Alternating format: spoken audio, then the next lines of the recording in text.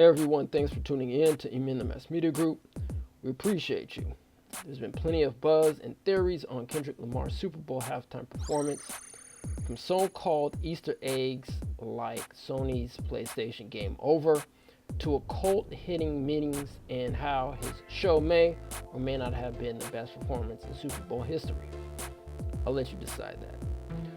I'm not here to get into those perspectives, but more so what this could mean from a cultural context. Once again, thanks for joining. This is a Freedmen's Review.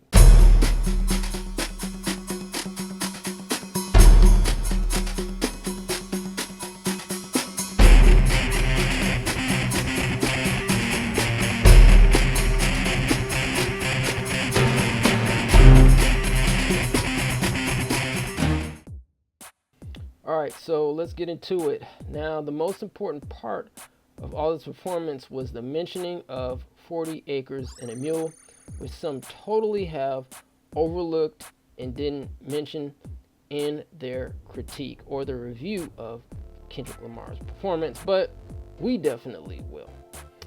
Kendrick Lamar declared 40 acres and a mule. This is bigger than the music. They try to rig the game, but you can't fake the influence. Boom. 40 acres is a reference to Field Orders 15 after the Civil War by then Union General William Tecumseh Sherman, who met with a group of black ministers in Savannah, Georgia to discuss the 40 acres and a mule plan, which was essentially a proposal to distribute land to newly emancipated persons.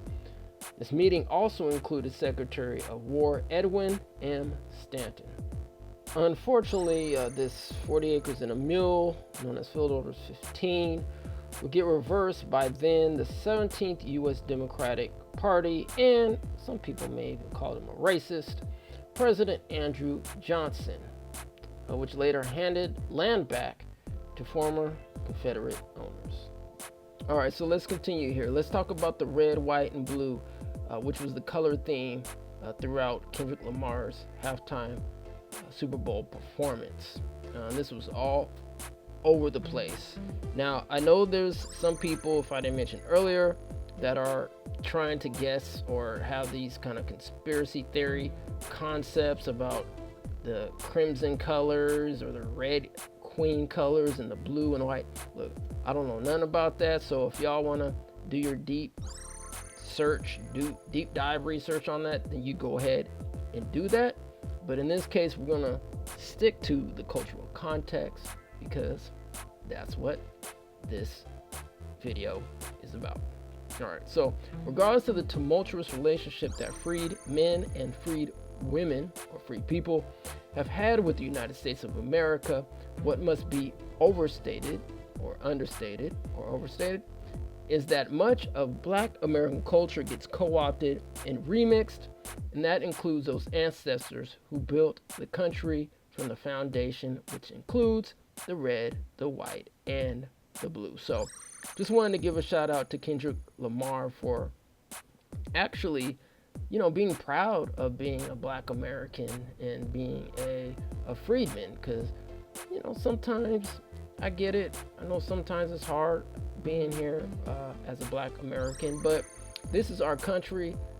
This is where we were born. Many of our ancestors have died for this country, have bled for this country. And so, hey, why not be proud? Be proud of the red, white, and the blue. So shout out to Kendrick Lamar and the red, white, and blue color theme.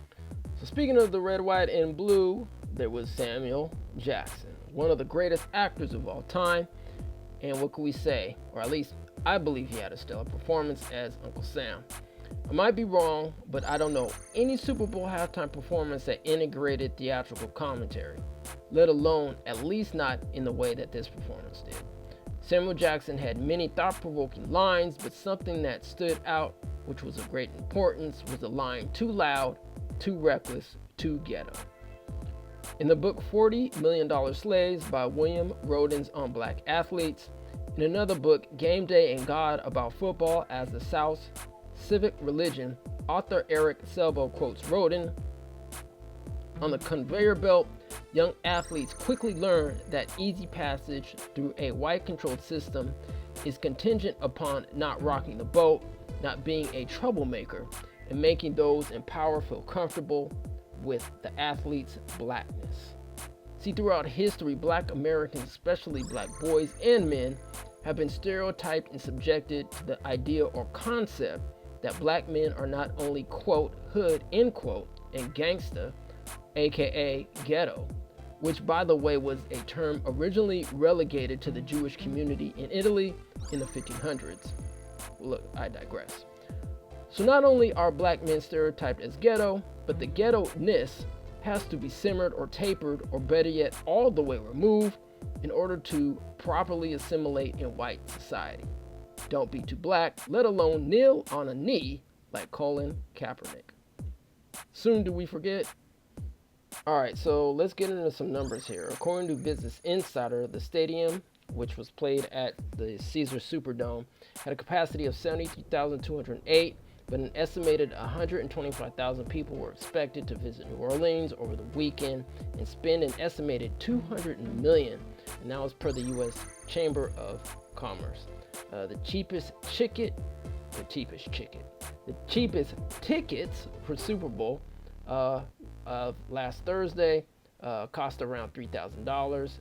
Meanwhile, the finance outlet WalletHub reported that the average price of a ticket on the resale market was a whopping $11,067, which was up 17% from 2024. So, yeah, for those who paid $3,000 per your ticket, I hope you're able to pay rent or your mortgage.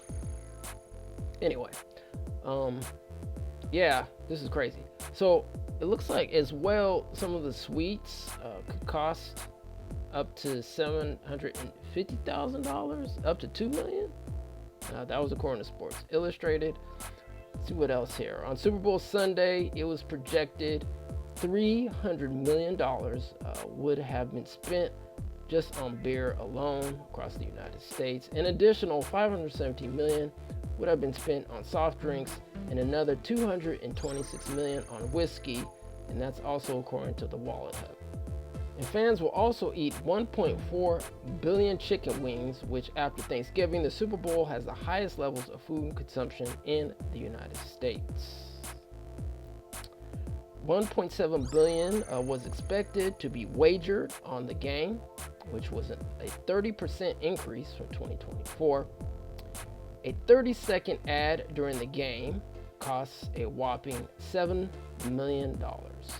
Since 2006, Anheuser-Busch has spent more than $695 million on the Super Bowl advertising, and for good reason. WalletHub reported that ads during the Super Bowl are 20 times more effective at driving brand perceptions than other TV ads. As a result, in 2024, CBS made $695 million in ad revenue. It cost Tiffany and Company $50,000 to make the Vince Lombardi Trophy every year. All right, so let's put some of this into context. This can go for everybody in general, the average American working person, but I just want to, focus on the Black American right now. Woo, $50,000. So according to recent data, the average yearly salary for a Black American worker is significantly lower than that of a white worker, with Black Americans typically earning around 70 cents per every dollar earned by a white worker, meaning a substantial income gap exists between the two groups. On average, a Black worker might make around $52,000, which is pretty close to that Vince Lombardi Trophy year. Every year, and annually compared to a white worker's salary, which is $69,000, and even in that case, that's what, $19,000 more than the Lombardi Trophy. So, yeah. Speaking of jobs, there were only 3 out of the 32 head coaches that were Black in the NFL in 2024. That was Antonio Pierce, Gerard Mayo, and Raheem Morris. And that's crazy because 53.5% of the NFL players are black or African American. As far as major owners in the NFL who are black, that would be none. But you do have a couple of black American or black owners that have some minority stake in some of the NFL teams. Some of them are Irvin Magic Johnson. You have Eric Holloman, Venus and Serena Williams, Condoleezza Rice, Melody Hobson, Eric Holman, Warwick Dunn, and John Stallworth. As far as the quarterback position, that has been one of contention for black football players throughout NFL history. The NFL, however, has made great strides in finding and filling those spots with black players. For the 2024 season, there were 15 starting quarterbacks out of the 32. And some of those black quarterbacks actually made the top 16, according to Fox Sports.